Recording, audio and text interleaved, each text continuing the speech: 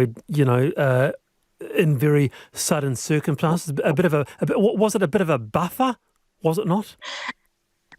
In a way, it was to provide a minimum amount for people to live and pay for the essentials and to live with dignity. So what's wrong with that? There's nothing wrong with that, but what's wrong is that our current benefits at the moment are half of that.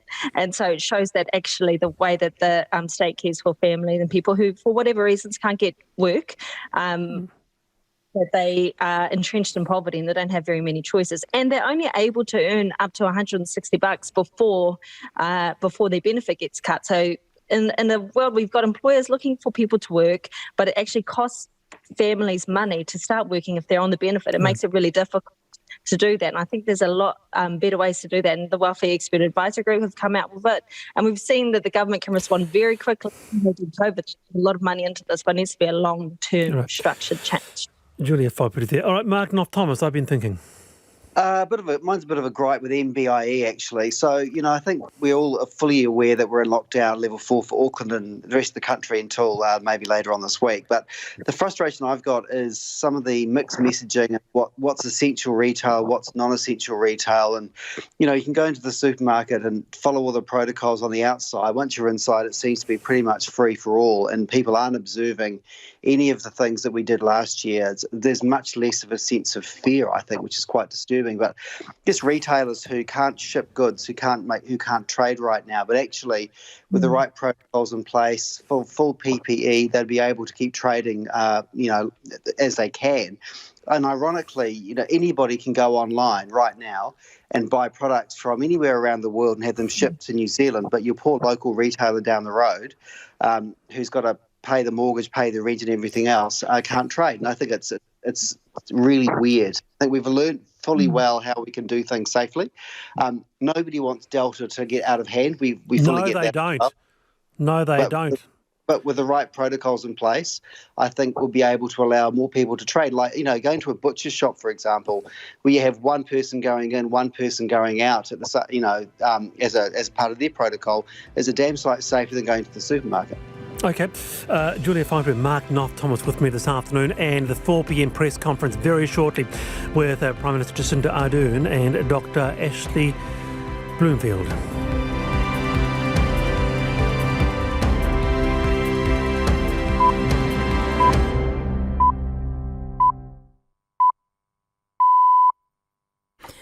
RNZ News at 4 Talofa Lava. I'm Marama Tipole.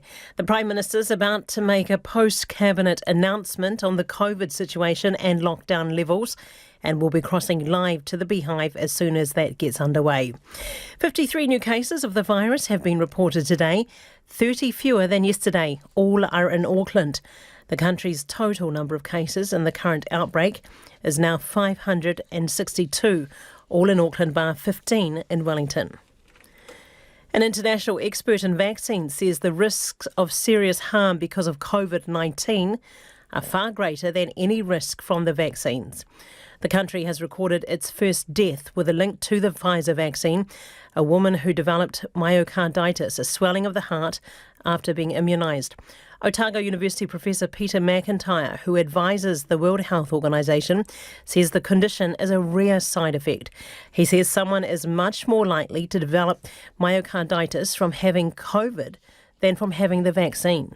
Even though this is tragic, and we all wish it hadn't happened, that risk is very tiny compared to the risk we're facing from COVID. Peter McIntyre says people should call a doctor if they have chest pain or trouble breathing after being vaccinated. Members of Ngāti Maniapoto in the King Country have voted to accept a proposed treaty settlement with the Crown. They've also approved the setting up of an entity to manage the assets and land to be returned by the Crown in a settlement worth $180 million.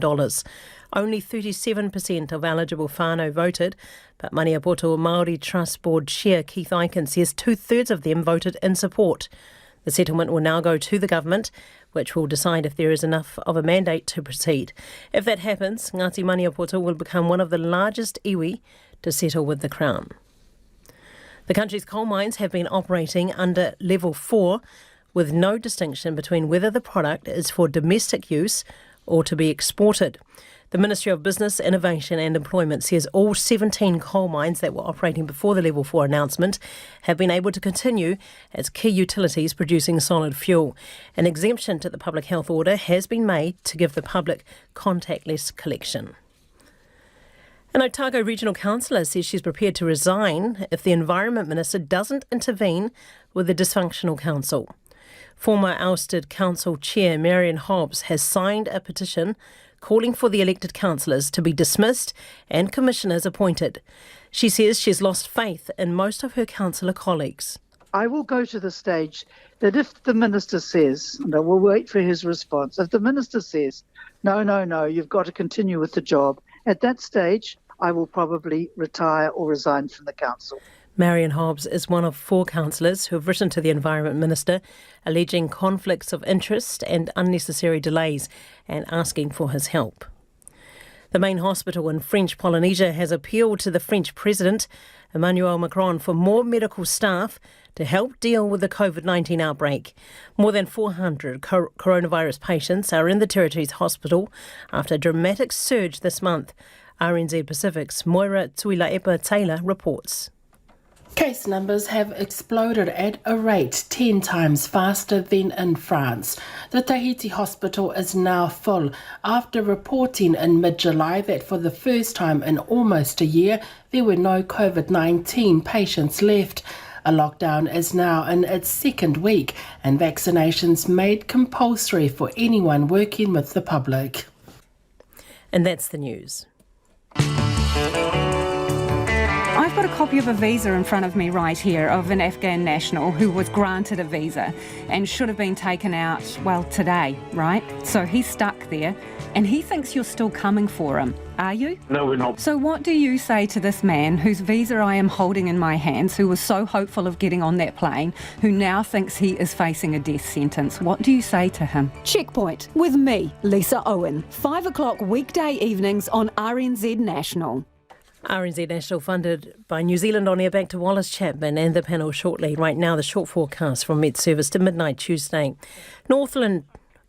OK, we interrupt to cross to the...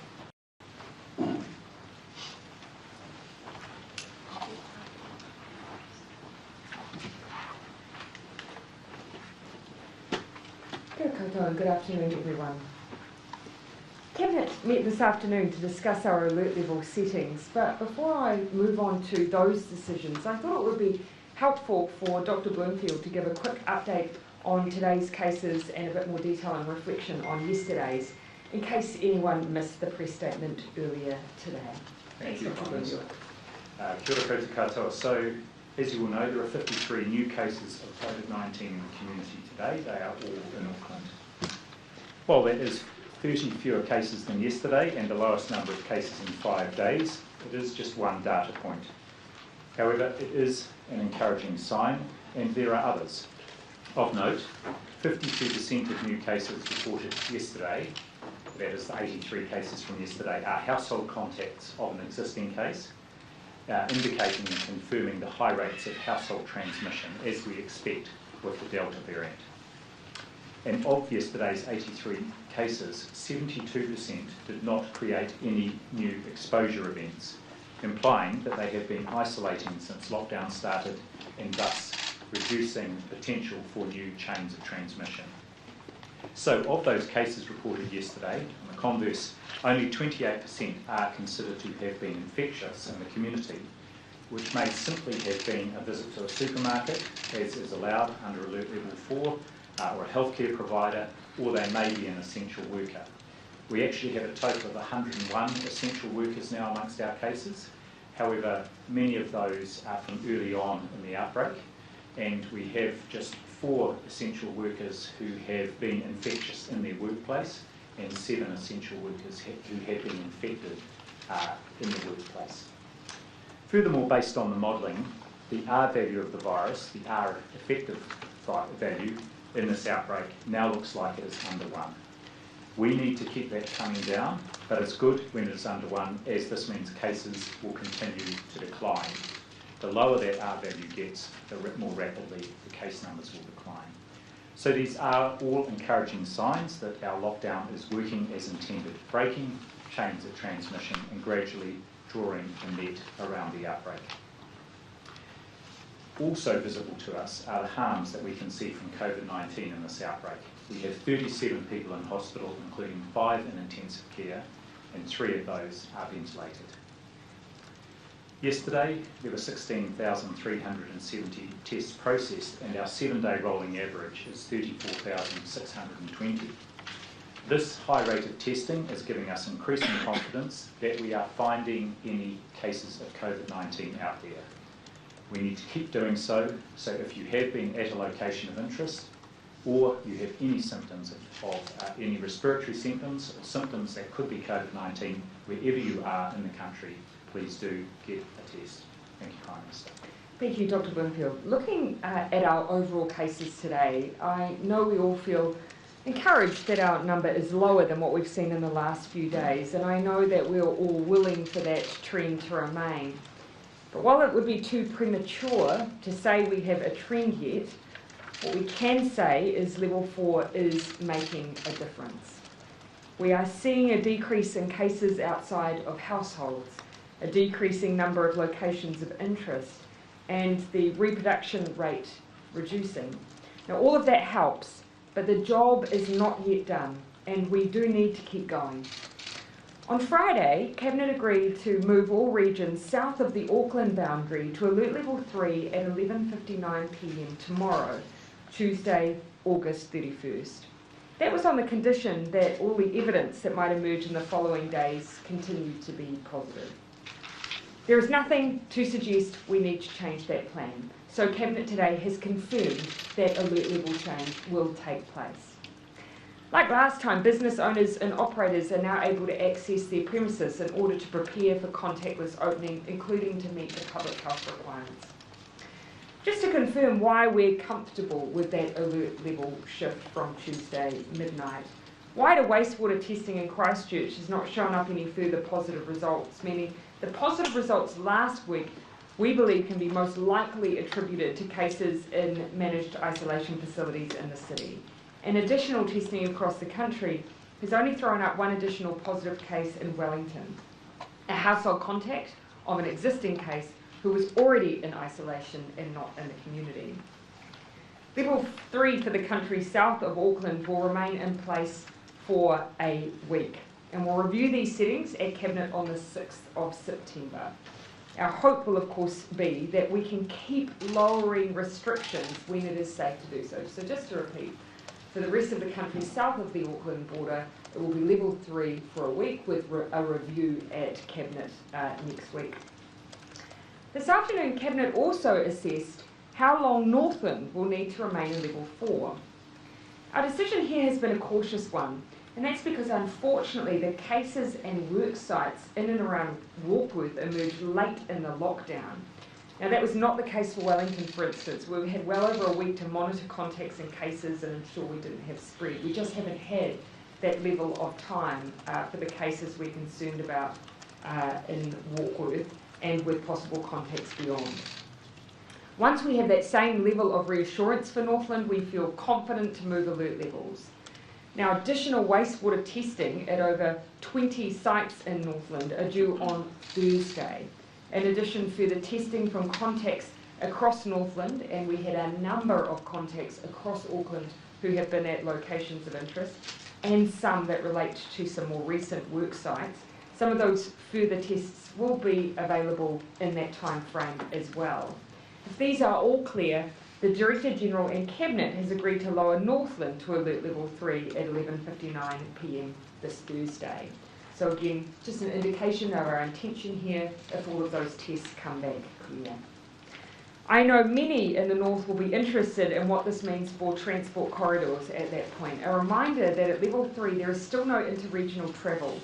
The only movements into a, for instance, level 4 environment, such as Auckland, would be for essential work that is already occurring now, and for that to occur you will need a travel exemption. If it's for a wider issue, you will need an exemption in order to pass through that border. So very little movement is expected in a level 3 environment. That then brings me to Auckland. We indicated on Friday what we believed was the most likely scenario for Auckland, based on the size of the current outbreak, based on the number of daily cases we're seeing, and based on the need to see a sustained reduction in cases before moving alert levels. Auckland will remain at alert level 4 for another 2 weeks.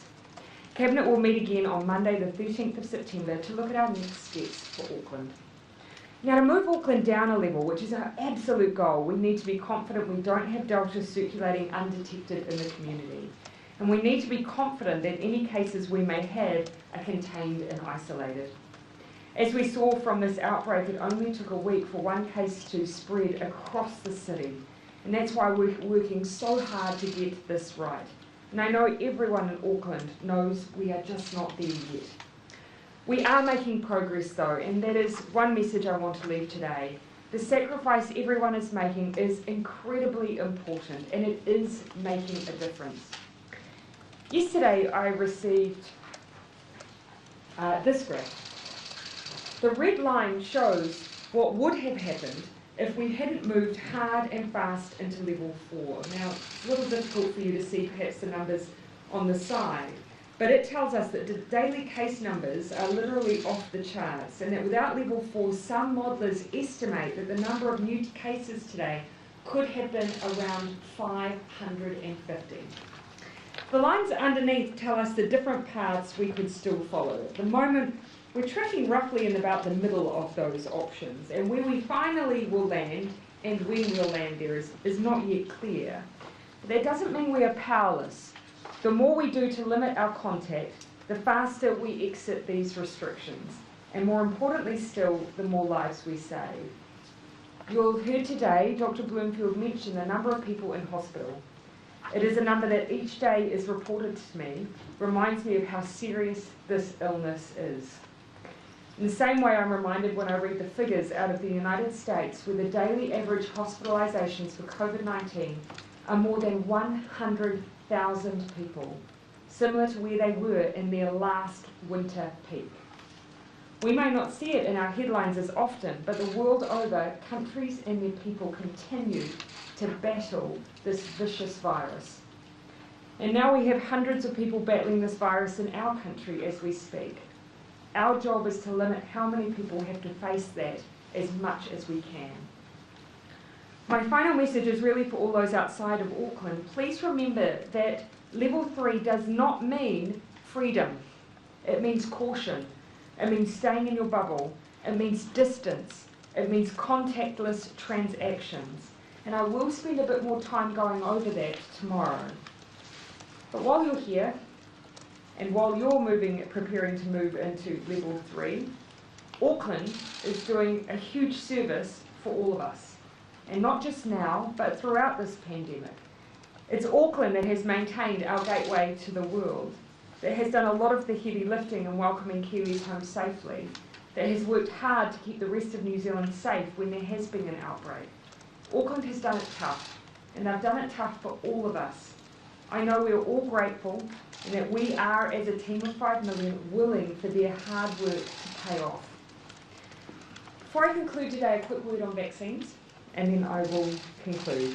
Another big day yesterday, especially for a Sunday, that has of course raised questions on how our supply is looking.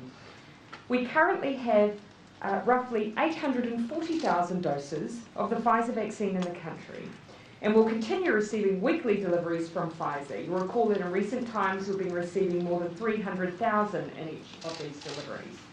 Our planning has been for the program to administer 350,000 doses per week. We have the supply and infrastructure to do this sustainably over a long period of time. There has been a surge in demand. Our vaccination program has risen to the challenge, and we're doing much bigger numbers. Last week we administered well over 500,000 doses. We are working on a strategy to meet that demand with more vaccine in the country. If we are unable to do this, then the worst case scenario is that we pull back to our planned volumes, which, as I said, would still mean 350,000 doses being delivered a week. Contrary to the reporting, we are not running out of vaccine, but we are seeking to meet the high demands that we have right now because, of course, we want as many people vaccinated as possible. I'll happily give you an update on our work to meet that demand in the next couple of days. Happy to take questions. Jessica and then Prime Minister, have we peaked? In terms of our case numbers, we've gone from 83 yesterday, 53 today. Do you feel like that was our peak yesterday? I think it's too soon to say. Of course we want to see those numbers come down, and with that sustained effort at level 4, there is no question it is making a difference. Some modelling suggests without that level 4, those restrictions, and without everyone's efforts, we could have been at 550 cases today alone. So it is making a difference. Whether or not we've now plateaued and moving down, we do need a bit more time, I think, to feel reassured of that. Dr. Bloomfield, I'll let you finish your screen and we'll flip over to it. Dr. Bloomfield, what's your message around the woman who died following the Pfizer vaccine? What do you think is important to point out to people with that? Well, 2 or 3 key things. The first is this is a known very rare side effect with the Pfizer vaccines, and we had MedSafe had put out an alert around this over a month ago, and in fact I pointed everyone to that here in one of the stand-ups. The risk of myocarditis after the vaccine is a lot lower than risk of myocarditis after being infected with Covid-19. So that's another point I'd make. And the other key point is, and the reason we have put this out there, is to make people aware that this has happened, but also to make sure that people being vaccinated and our health professionals are aware that if someone does present with chest pain or a bit of shortness of breath or palpitations, and they have recently been vaccinated, then they should look into that. And that's what part of the reason we've been very open about this case. And also it's of great interest internationally as well, because it's one of the few cases where we've got the full range of evidence around the side effects and then able to explain the death. I do want to, of course, give my condolences to the family. They have been fabulous in supporting us to investigate this case and get this information out so that it can be useful for the wider public. And clinicians especially, they were focused on. Yesterday, Prime Minister, you indicated there could be further level 4 restrictions. What further restrictions are you considering and when? And Dr. Bloomfield, how concerned are you by transmission among essential workers?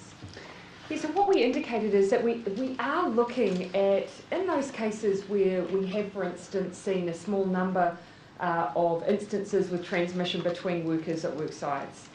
We're talking, though, roughly 4, so very small. But what we want to do is see whether or not there's anything that could be done in the guidance we give, particularly to employers who are operating in level 4, on how they can do that safely and prevent that from occurring. Now, already they use PPE, they use social distancing, they are cautious because it is a privilege to be open at level 4. But we're seeing if there is more that we could add in that guidance, and of course continuing to check whether or not those workplaces that are open indeed should be. To date, I haven't seen examples of places where we've had COVID appear or workers with COVID that are in workplaces that shouldn't be operating. They've predominantly been in food services or distribution where we as a country really are reliant on them continuing. But let's see if we can do more to keep people safe while they're there. Feel free to finish. Am I concerned? Well, I'm concerned in that we want to see no essential workers getting infected in the first place and potentially being infectious out there. So one of the things we're turning our efforts to over this next 2 to 3 days is to have a really deep dive on each of those cases to see exactly what happened there, and that will support any further advice. And we can ask for that, any further advice to employers who have essential workers out there, just to see if there's anything we can do to strengthen the measures in place and reduce any residual risk there may be. Because I said yesterday, it's not just the work practices when someone's, for instance, on the factory floor or out in the workplace itself, but what kind of practices people are engaging with even on the way into their workplace or in a cafeteria or while they're donning and taking off their PPE. So right down into that level of detail, because that's what Delta requires us to do. That worst case scenario of dropping back to 350,000 vaccines a week. How? You see, my point was that it's our worst case scenario is actually defaulting to our plan. Yeah. How much time can we keep going at the current rates before we have to start dampening that demand a little? We'll need to take those decisions this week. But we have not changed any messaging at this stage to DHBs. But we will look to make some decisions on what we need to do going forward over the course of this week. About a week's breathing room. Yeah, so at this stage, we're doing that so that, of course, we can make sure that we have, a decent amount of heads up for those if we do. But, of course, our goal will be to actually minimise any disruption as well. So maintain bookings, keep that high flow coming through, basically run to the plan that we previously had before we added in some of those extra surge sites across the country, but we also want to keep those numbers rolling in Auckland in particular. So those are some of the things we have in mind. And how concerned are you about vaccine hesitancy in light of today's news of potential vaccine-related death? Is that to me or to Dr. Bloomfield? Dr. Bloomfield obviously can give the clinician's view. Look, I'm not so worried about it. Well, I recognise it will be a worry for some people. I do want to reassure people that there's very clear evidence that the vaccine is a lot safer than being infected with COVID-19.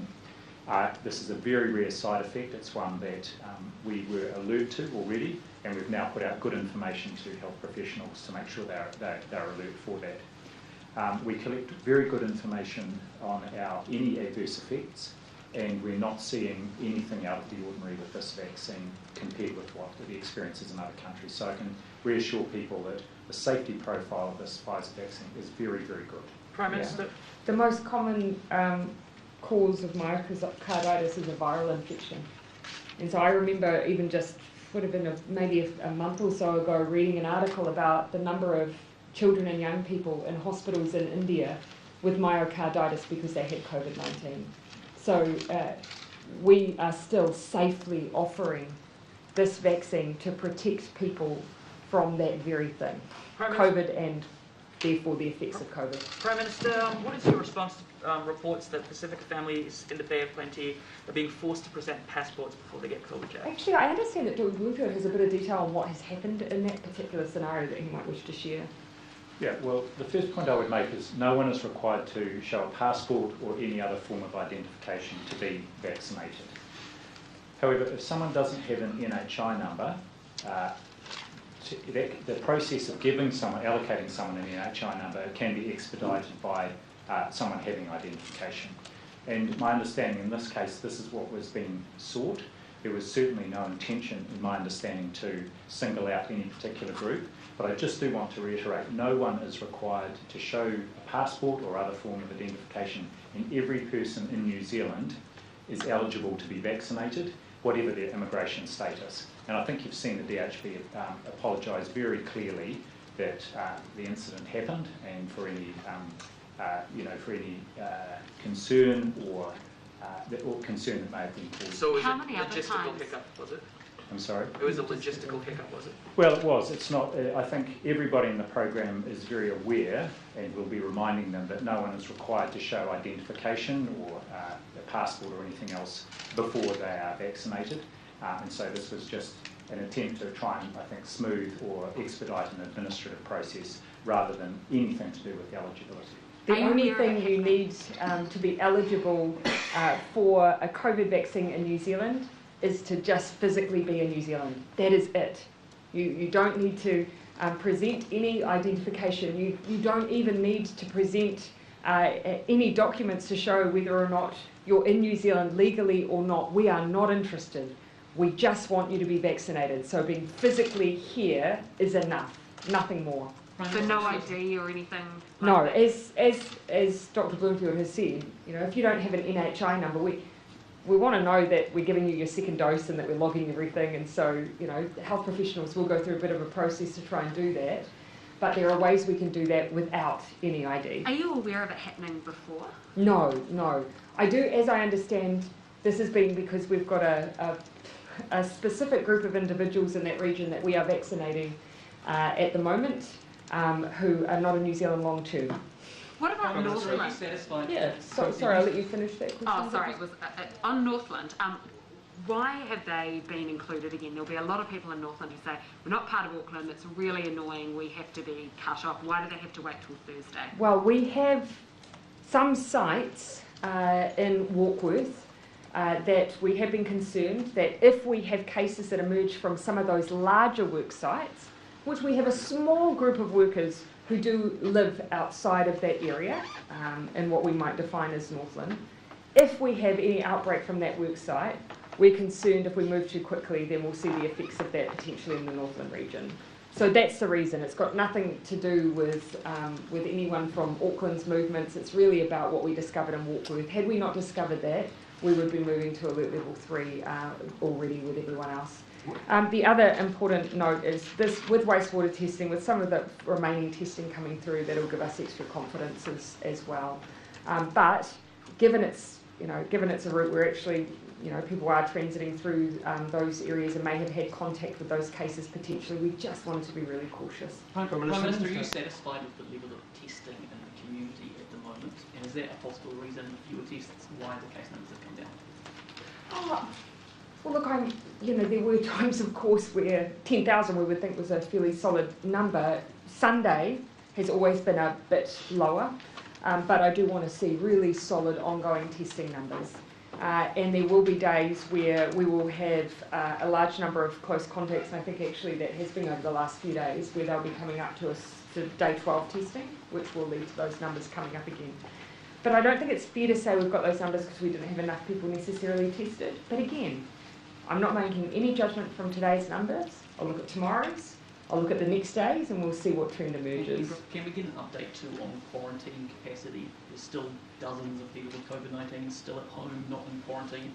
Actually, the advice I had this morning was that backlog's generally been cleared, but of course every day when you have a new lot reported, then you'll use the course of the day to move people in, and we're very careful in the way that we do move people.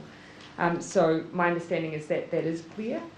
We have people today moving into one of the 2 additional facilities that we've brought on since this outbreak. It is fair to say, though, that is, we do have tight capacity for quarantine, and we are looking at other options to be able to manage that. Is anyone quarantining at home? Is that the plan? No, not at this stage. My understanding is that everyone is moving into quarantine still. Yeah, look. Just a couple for Dr. Bloomfield primarily. Can you describe to us in detail what happens when COVID is discovered in an essential worker workplace? And then just also after that, of those 840,000 vaccines in the country, are they sort of dispersed all around among GP clinics and wherever they're going to go, or are they sort of in a more centralised storage at the moment? Bit of both. So I'll respond to the first question there. The process is the same as it is for any case, but there's a very strong focus on anyone who's an essential worker. Those cases are prioritised for follow-up. So if it's in a workplace, as it would be, even if we weren't in alert level 4 and they were just essential workers, we work with the employer to identify all the people associated with that workplace. Usually they have very good records of who's been in there, and of course because we're in alert level 4, it's generally just employees. Although usually the workplace is the staff who are potential contacts are stood down. There's an assessment made of what risk there might be, depending on whether the worker was, and they will all be using PPE, but who they may have been in contact with, what the circumstances might be. So there's a thorough sort of assessment of the risk at the workplace, and it may well be that that workplace stops producing or doing what it is doing for a period of time, or in the case of, say, a healthcare setting, and we've had a few of those, staff are stood down, and so replacement staff are brought in until those staff are cleared to return to work. Joe. Oh, sorry. And on vaccines, it's both. So, of course, as you can imagine, we do have distribution across the network, particularly with GPs and pharmacies coming online. They are distributed across our network, but still we also have some that are centrally held as well. And that 350,000 number, is there any sense in which that might, you might manage to bump that up a bit over the next few weeks? Well, of course, our goal is to be able to move beyond what we had planned by... Oh, no, sorry, the amount that's coming in each week. Well, that is, so obviously, as I've said, we've had over 300,000 has been the weekly deliveries that we've been receiving from Pfizer, and what we're working on at the moment is whether or not we can move beyond that. Yeah, as yours is on this as well. Vaguely. It doesn't have to be. Related. You spoke before about the burden that Aucklanders were having to bear for us. So Yeah. has there been any thought to prioritising Auckland for the vaccinations rollout and taking vaccinations from other regions and funneling them to Auckland now? And if not, why not? So there hasn't been a need to take from anyone at this stage. We've been essentially just meeting the demand, and as you can imagine, there's been good demand in Auckland, but also elsewhere, and we've been able to meet that, and we've been wanting to meet that. What we're working on now is whether or not we can continue that approach. What we're asking, though, our health officials to do is, as we do a bit of planning for if we are unable to secure additional supply for those surges, how can we do two things? Maintain people's bookings, but also maintain the surge in Auckland, because you can see why it should continue to be a priority. So we haven't, it's all still about hypothetical at this stage. No decisions need to be made today. We're working on those this week, but those are some of the things we want to keep achieving with our rollout. Prime Minister, Yeah, I'll come to you, Joe, and then I'll come to you in the front. Just following on from vaccinations, what work has been done around both rest homes and situations where immobile people are at home being cared for by in-home care, can't get to a vaccination appointment? Yes. Have you got mobile vaccinators out and about working around this? Yeah, there has been some thought and innovation in this space. So for rest homes, we've been going into facility in order to provide vaccinations, and that's being organised through the DHBs. A variety of approaches for those with disabilities. In some cases where there's been residential care, we've been trying to provide it in the most convenient way possible for residential care as well. In other cases, I've seen some vaccination centres even working to try and provide a space that is low in stimulus and appropriate for those, for instance, with autism. So some real thought going into how we can meet the needs of a range of communities. In terms of some of the more specifics, Dr. Bloomfield, you might have some more on the idea of at-home visits where it's a smaller number, but for residential care, yes, we have been visiting. Yes, so all the DHBs have got a range of options, including if people are essentially not able to get out of their house or their place they live, then they can get a mobile vaccinator there to get them. Because the carers who are looking after these people, who is their point of contact? Should they be trying to do this through rest homes? Because I would have thought that by now, surely people in rest homes, for the most part, should have been vaccinated, shouldn't they? Yes, or offered vaccine, of course, because of course residents make the decision as to whether or not they take that up. And so you will have heard us talk yesterday or the day before about the uptake rate in different parts of the country. It's been high. But then there's the question of what do we do if we've got new residents coming in who may not have been, or residents who may have changed their mind and just DHB's doing a bit of a mop-up. So who's that point of contact then for the in-home people? Should they be contacting a local rest home and asking to jump on as part of their service, or should they be contacting the DHB? They should be, actually, if they use Book My Vaccine, or contact the vaccine health phone number through Helpline, they would be able to provide them with advice on that. But no, the people who are receiving in-home care, home and community support services, or who may be in sort of supported living arrangements, separate from aged residential care, they shouldn't be trying to organise it through the aged residential care facility, because most of that was done. In fact, we asked all the HBs to have all those residents at least have their first dose before the end of June, and so that sweep will be now completed. But if they use Book My Vaccine. So I'll just finish on Joe's question, then come back to you, Joe. I've seen some recent updates on some of the strategy around reaching those across the country with differing needs, whether you're in residential care or whether or not it's your in-home support or otherwise. So I wouldn't mind if we just go back to our vaccine team and give you an update on how that's been rolled out across different DHBs. Just lastly on that before we go to over. In terms of the 350,000, if you have to peel back to that, are you concerned that people who perhaps have only recently got up the courage to get vaccinated because of what's happened with Delta and they've seen the ramp up and they've seen people be confident in it, then get an appointment that's way down the track because appointments will become staggered if you drop back to 350,000. Are you worried about the message that might send to people who have only just got up the courage to go and do it? Well, that's a hypothetical that I'm not yet confronting because we're working very hard to see if we can find ways to continue to meet the fantastic demand that we have. October. Just on following up on those earlier questions, I've heard of rest homes who have tried to get mobile vaccinators to come in, haven't been able to do that, and elderly residents who are having to drive hours to go to I would be hospitals. very interested to know where, because we, of course, got continual reporting across the DHBs as to what percentage of their residential facilities in their region had been reached, had been vaccinated, because you can imagine why it was a very big focus for us right at the beginning of the campaign. And they provided details that basically everyone would be offered the opportunity by, it was around the June, July mark, if I can recall. So happy to go back and check a specific facility if they have had issues. I wonder if it's the issue of returning a second or third time, perhaps. I'm not sure. Prime Minister, Yeah, sorry, I did promise that we'd come to you, Bernard. when do you expect to be able to open up fresh MIQ spots? This is beyond the emergency ones. Yeah. Because it was closed on Sunday. Yes. And it was supposed to be a few days, and it doesn't seem to be open. Yes, no, it hasn't. So this is, most people actually probably assume that what we do is roll out all of the numbers through to the end of the year, and once they're filled, they're filled. That's not the case. As you've indicated, we do continue to release vouchers.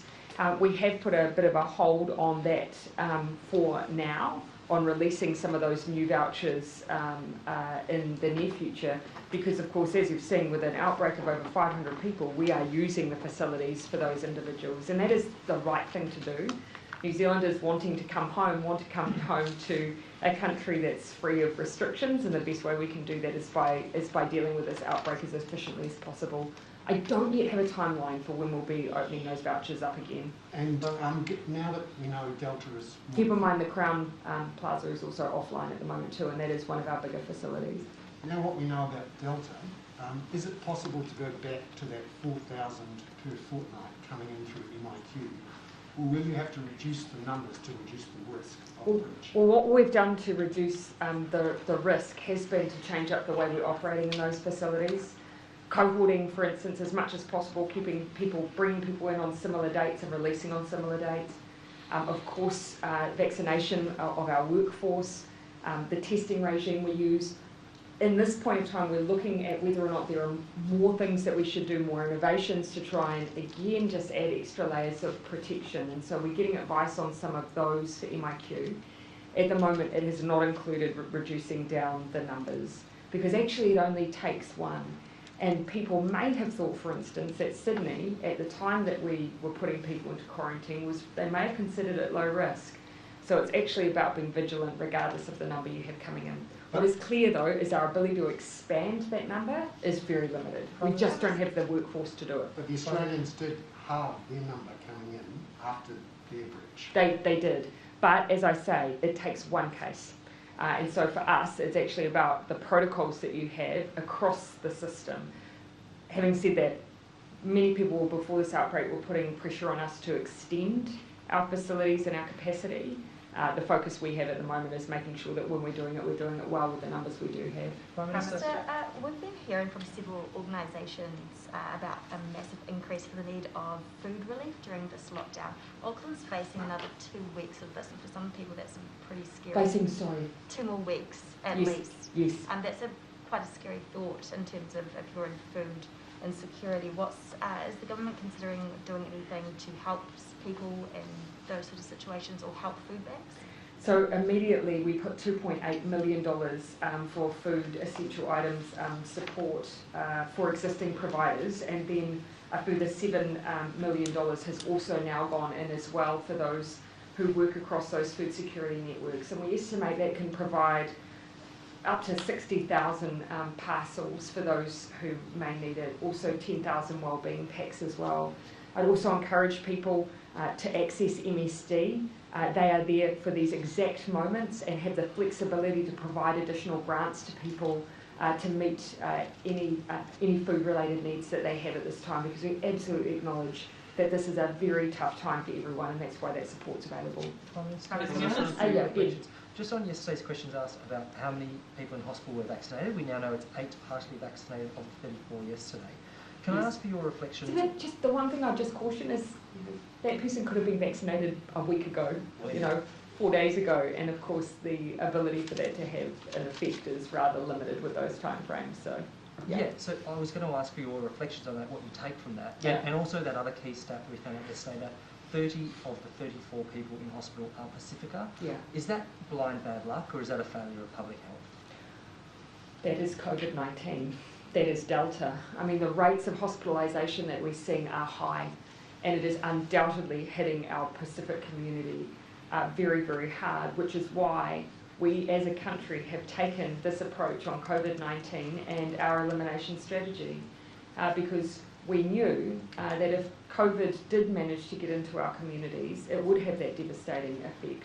So the job we all have upon us now is to do everything that we can to get rid of it. And that's why we're in this position right now with these level 4 restrictions, is to keep one another safe, while of course we're thinking about, unfortunately, the people who are already affected by it. On a separate issue, Judith Collins says the reason that she's come to Wellington for a physical parliament is that she couldn't get agreement on the epidemic response committee coming back. Why was that such a no-go zone in those discussions? Well, actually, we actually worked really hard on a solution to allow a virtual version of the House with the National Party. Then when that agreement, that option was presented to the Business Committee, it was then not agreed to. And so the Epidemic Response Committee, you'll remember, was created because the House was suspended and Parliament couldn't meet and there was no question time, for instance. What we've been working to is to reinstate that. What was presented was an option that allowed the opposition to access any minister. It allowed them to make statements, to ask questions, some might say a greater level of accountability even than a general question time offers.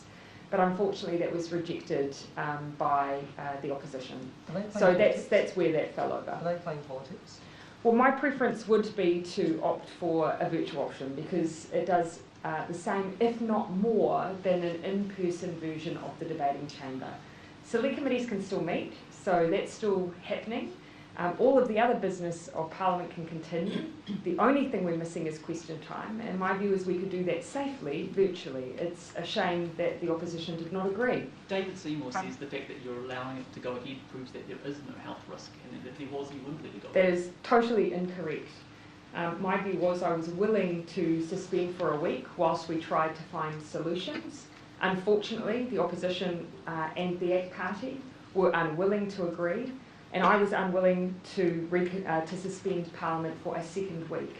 My much bigger preference was that we get consensus, but it's one of those situations where, unfortunately, given there's no consensus, I feel I have no choice, but I will absolutely be limiting the number of ministers that we have in this building so that we don't put other staff at risk. No one will be travelling from Auckland to participate. There'll be a small handful of ministers answering all of the questions. So in many ways, I think it's an inferior option than what was on the table. Which ministers? On Monday, you'll be reviewing level 3 next week. You'll be reviewing level 3 settings for the rest of the country. Yeah. Is there a scenario under which there could continue to be level 4 in Auckland, but level 2 everywhere else? Is that, from a public health perspective, is that a workable option? Well, we've had split boundaries many times before. Have we had level 4, level 2? We haven't. We've had 3 in level 2. So we have had a situation before where you've got one area that's got no interregional travel alongside an area where there is. So we have had that principle before. So that is possible, but I'm not preempting any decisions because Cabinet's not made any. But it's not but there's no hard and fast suggest that hasn't happened before. It hasn't happened before, but I think probably the bigger principle there is we have had areas alongside each other where there's been one isn't meant to be travelling and one is able to travel, and that's probably the example we have to work through. So it just demonstrates how important it is to get your borders right. Prime Minister, anything you want to add on that? Just to say that there's no public health reason why it couldn't happen. And of course, one of the things we're going to be doing this week, as we did last week around Alert Level 3, is see are there any enhancements to our current Level 2 settings that we might advise be brought in as and when other parts of the country or parts of the country move down to Alert Level 2. So Alert Level 2 may well be Alert Level 2 as we've known it with some additional things in place. Prime Minister, Māori leaders in the whānau, some that we've spoken to, we're kind of hoping for a 7-day extension of level 4 until a bigger picture could be seen. Yeah. Is wastewater testing the only thing that, like the results that you're waiting for, or will your decision be will the decision be based on other information as well, like testing? Two things. We'll have some more results from additional testing in the region, not just surveillance testing from those who might have cold and flu symptoms, but there are some contacts in the region as well that we expect further results from. And that, alongside the wastewater testing, gives us confidence that for now we can say if they are clear, we believe it will be safe to move on midnight Thursday. The other really important point is level 3 is still restrictive. It is still limited in terms of you stay in your bubble, you still don't have large gatherings, schools are still not convened. So that does give us confidence that it's still a cautious approach, and it allows us to continue to monitor what's happening across the country. And this week we've seen a notable push in terms of vaccinating Māori. We've got drive-thrus, we've even got social media marketing. You can see that it's ramped up. Why is that only happening now and it hasn't been in the... Well, actually, all of our vaccination campaign was built around ramping up at a time when supply started ramping up as well. And we have entered to a period where we have more people eligible to be vaccinated, and we have more doses in the country. And so that's why the campaign you'll see is ramping up at the same time. Prime Minister? Yeah, Mark. Why has the Crown Plaza not yet reopened? My understanding it was supposed to open last Thursday. Yeah, so what we said was that we wanted to, you'll know that we wanted, once it was, we had people exiting, we weren't bringing new people in. And partly was because we were undertaking source investigation to try and identify what exactly had happened. At this stage, it is still not clear to us. So all of the theories that we've had, whether or not it was, as has been offered up by some of you, whether or not it was anyone passing by. We reviewed CCTV footage, found those individuals, tested them all negative. There was the question over whether or not there was a link between someone from within the facility and one of our early locations of interest. That proved to be incorrect. So one of the things that that enables us to do while the facility's in that state is just really look into every other possibility. It already had a ventilation review, but what I'd like is just a bit of a look from a Delta perspective to see if there are other things we need to do to make sure that we've covered all our bases, even if we don't know exactly what happened here. And on a different topic, when you're looking at sort of over the past couple of days, the number of cases that have been infectious well in the community, 23 from yesterday's cases, 25 from the day before, how low would you like to see those numbers go before you're more comfortable with where we're at, I suppose? Yeah. So the issue, of course, is that at level 4, there are people who are still keeping the country running and keeping people fed and moving key freight around the country to keep people fed and with essential services, even at level 4. So that's why we're doing two things, is just getting that little bit of extra deep dive into those places where people have been to check that actually there's good compliance, but also at the same time, those places that are open really are necessary. At the moment, there's nothing to suggest they're not, but it does show why infection controls and really careful operations at level 4 are so important. The idea that you would get it down to 0, that's even at level 4, that's hard. When we look just at our supermarket chain, 55,000 people, so it's not hard to see how you could hit people from different walks of life in an outbreak like this. Can I just and clarify? By default, we have a large number of people in this outbreak. Can I just clarify, Crown Plaza, sorry, because it was meant to open on Thursday and the first weeks and everything was getting altered and it was being done in preparation for last week. So have you specifically asked for it to be closed longer? It is my understanding that they have not yet put anyone back into it. That's my understanding. But yes, they had done all of those alterations, but that's my understanding. I'll go back and verify whether or not it's remained the case. But all of those things that have been raised that could be instituted in order to make it safer still, keeping in mind that, of course, those barriers now are up to the ceiling, so essentially a wall. See whether or not there is anything else that needed to be done or whether or not it's been deemed to be complete now. But that's my understanding. But I will double check. Yeah. Question for Dr. Bloomfield. So elective surgeries in Auckland are mounting and will obviously continue to grow for the next at least 2 weeks. Can any be moved to other DHBs, or can anything be done for people waiting in a lot of pain, like waiting for a hip replacement or endometriosis surgery, things like that? Well, the first thing is that any acute or urgent surgery is being done, of course, in Auckland and elsewhere in the country. Secondly, we've started to work with our district health boards outside of Auckland on their plans for catching up on elective services that may have been postponed during the Alert Level 4. For Auckland, one of the things we will look at is if there are not necessarily acute but semi-acute operations that need to happen that they can't do, whether those can be done elsewhere in the country. That's one of the things we'll look at.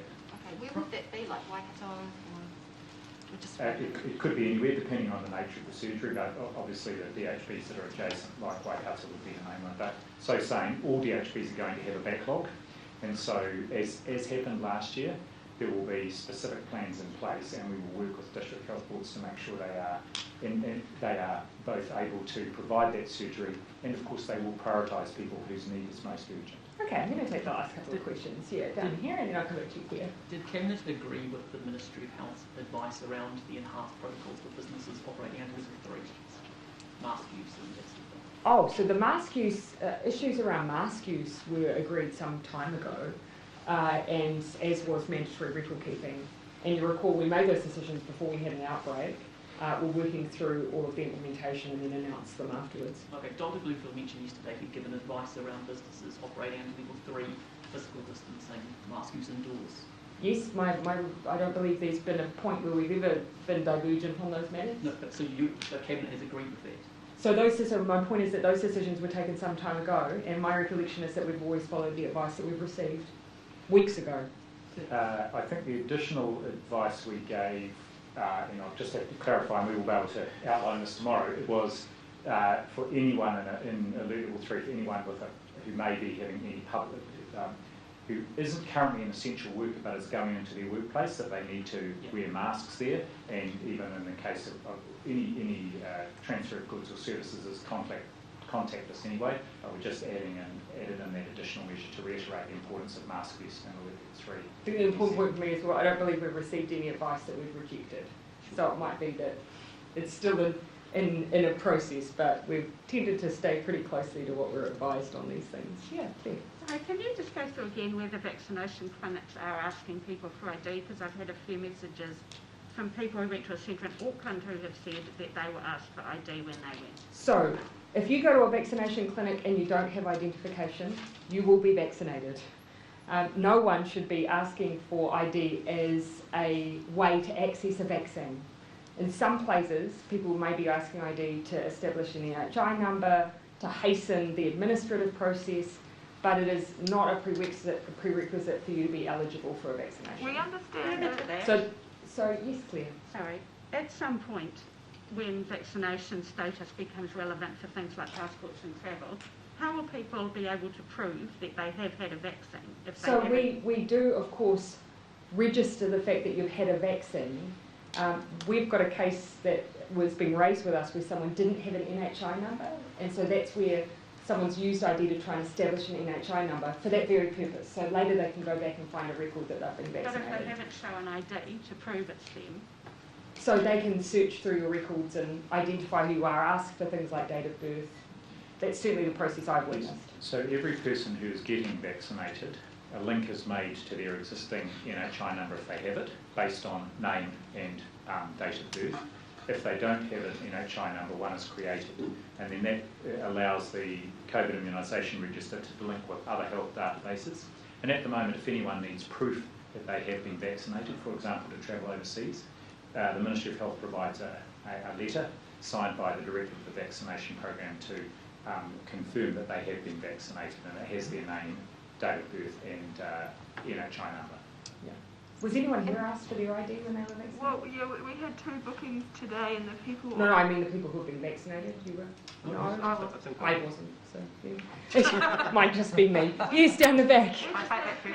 The people who were making the bookings had told us that they were told to ask for ID or tell the person to bring ID on the day. So is that conflicting messaging? So I think there's 2 separate issues here. There seems to be a question here of whether or not you have to prove eligibility. Everyone is eligible. Everyone in this room and in New Zealand is eligible. It's a very different question around whether or not you bring ID just to make the administrative process a bit quicker. But if you don't, there are workarounds. Yeah. And are we just able to please give an update on the staff and then I'll make you my last. The staff isolating in the Devonport Naval Base, please? Yes, just to say a very, very precautionary approach was taken there to a wastewater, positive wastewater result, which the NZ Defence had commissioned themselves, the testing of the wastewater. All of subsequent testing has come back negative, and the staff who had isolated and been tested, at last I heard, all those who've been tested have returned negative results. There were a few results outstanding, so we're not quite sure why they had that initial positive result, but all the right things were done, and so far there doesn't seem to be any evidence of any COVID there. Yes. Dr. Bloomfield, before you mentioned a number of cases that were household contacts, are you able just to clarify how many there were, and I guess the remaining cases, whereabouts have they been infected? So of the cases yesterday, 52. I've got the proportion 52%, and someone will have to get their calculator later out and work that out for me. But so over half of yesterday's cases, probably 41 or maybe 42, were household contacts. And what was the? And so that, I guess, remaining 48%. No, some of the remaining were contacts already as well. We're known contacts, and I think the other key thing is here, over 70% didn't generate any new exposure events. And the other thing we're going to do, and we'll try and in the next day or two provide an indication of this, is work out how many household contacts there are, and therefore the likely range of additional cases we would expect, especially with Delta, which has got high infectivity in the household setting. So given the number of cases we've got and household contacts, it will help us just give an indication of the number of additional cases we might expect over coming days.